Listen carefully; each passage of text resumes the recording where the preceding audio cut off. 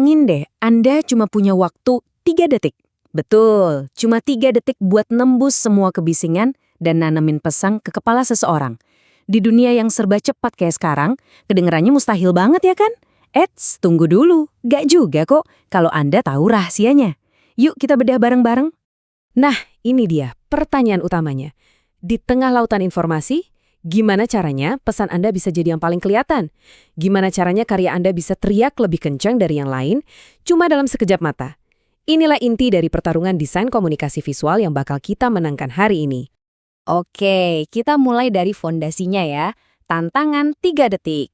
Ini bukan sekedar konsep loh, tapi kenyataan pahit di dunia periklanan dan informasi publik. Poster Anda itu saingannya bukan cuma poster lain, tapi juga layar HP, obrolan orang, dan ribuan hal lain yang rebutan perhatian. Dan ini tuh bukan ide kemarin sore. Para ahli kayak Lori Siebert dan Lisa Ballard udah ngejelasin dengan pas banget. Tugas utama poster itu menangkap audiens yang bergerak. Kata kuncinya di sini, bergerak. Audiens Anda itu lagi nggak santai nungguin info. Anda harus nyerobot perhatian mereka pas lagi lewat. Nah, coba lihat perbandingannya. Beda banget kan? Majalah atau brosur itu kita baca pas lagi ada waktu luang, bisa fokus. Tapi poster, fungsinya itu kayak sambaran petir. Pesan visual yang nyamber dalam hitungan detik, yang emang dibikin khusus buat orang yang lagi jalan atau bahkan lari. Oke, tantangannya udah jelas. Sekarang kita kenalan dulu sama senjata utama kita. Sebenarnya apa sih poster itu? Definisinya sih kedengeran simpel ya, karya visual yang gabungin gambar dan tulisan. Tapi bagian paling pentingnya adalah tujuannya, untuk ditempel di ruang publik dan dilihat orang banyak. Nah, ini nih yang ngubah selembar kertas jadi alat komunikasi massal yang kuat banget. Dan perannya, wah bisa macam-macam banget. Dari promosi produk, bisa jadi alat pendidikan. Dari nyebarin pesan damai, bisa jadi alat propaganda yang kuat. Poster juga bisa jadi corong pemerintah buat sosialisasi. Atau ya sekedar hiasan yang bikin ruangan jadi cakep. Fleksibel banget pokoknya.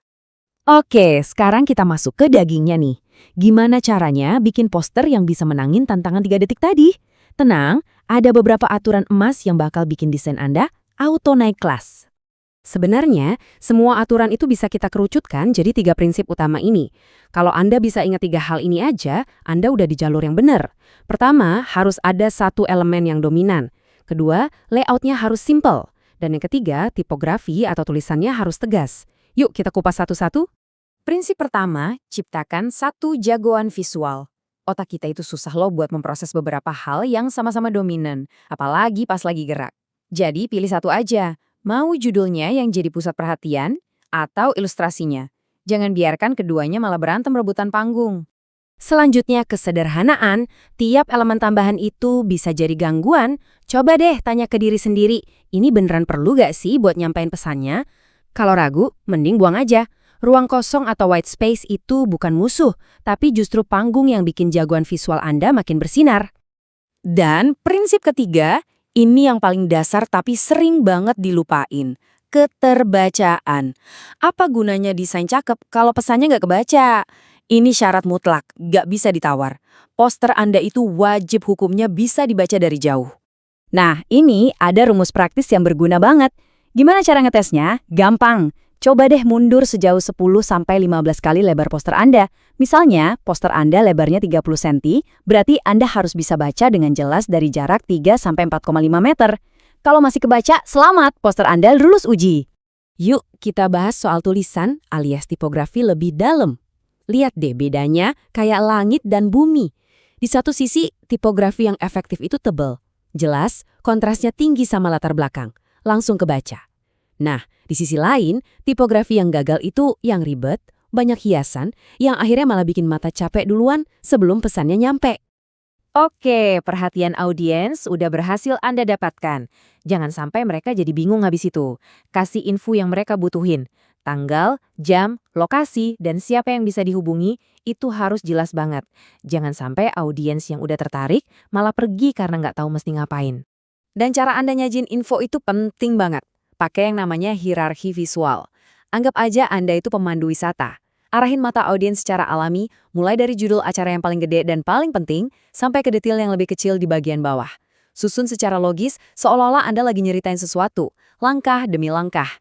Nah, ini tips pro buat visual Anda. Hindari foto yang biasa-biasa aja. Coba cari sudut pandang yang aneh atau potong fotonya dengan cara yang dramatis biar ada fokus dan kesan misterius. Sesuatu yang nggak biasa itu bakal maksa orang berhenti dan nanya, "Loh, ini apaan nih?" Kalau semua aturan tadi diterapin, tujuan akhirnya apa sih? Tujuannya adalah buat bikin pesan yang nggak cuma dilihat, tapi juga diingat. Sebuah pesan yang nancap di kepala audiens, bahkan lama setelah mereka lewat. Kalau Anda cuma boleh ingat satu hal dari semua pembahasan ini, ingat aja 3 kata sakti ini. Singkat, padat, dan jelas. Inilah mantra suci dalam desain poster. Kurangi kata-kata, maksimalkan dampaknya, dan pastikan pesannya langsung kena sasaran. Nah, sebagai penutup, saya mau ninggalin Anda dengan sebuah pertanyaan. Coba deh ingat-ingat lagi, poster apa yang terakhir kali sukses bikin Anda berhenti sejenak? Apa yang bikin poster itu begitu efektif? Gambarnya yang unik, judulnya yang provokatif, atau justru karena desainnya yang super simple dan elegan? Coba analisis jawabannya, karena pelajaran desain terbaik itu ada di sekitar kita.